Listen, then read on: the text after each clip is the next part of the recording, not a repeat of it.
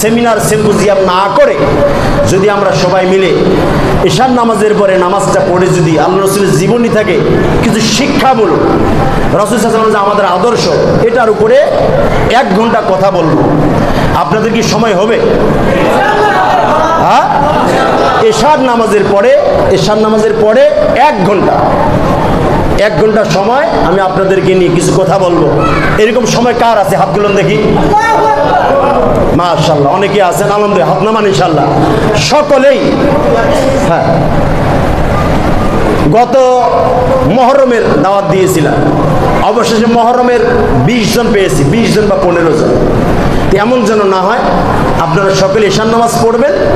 গত শবে বরাতে আমি যখন এসেছিলাম, আপনারা স্বতঃস্ফূর্তভাবে অনেক মানুষ এসেছেন, নিচতলা দোতলা ভর্তি। আমি 11টার সময় এসেছিলাম, তখন আপনারা বসেছেন। এই জন্য এই আগ্রহটা যেন নষ্ট না হয়। 1 ঘন্টা রাসূল সাল্লাল্লাহু আলাইহি ওয়াসাল্লাম হিসাবে, সংস্কারও হিসাবে, রাসূল সাল্লাল্লাহু আলাইহি ওয়াসাল্লামের অবদান হিসেবে আমি 1 ঘন্টা আপনাদের সামনে কথা বলবো। আপনাদের দাওয়াত থাকলো মাহে রবিউল আউয়ালের আজকের এশার নামাজের শেষে আমরা মুক্তাসার কিছু কথা বলবো। ইনশাআল্লাহ সকলেই আসবো।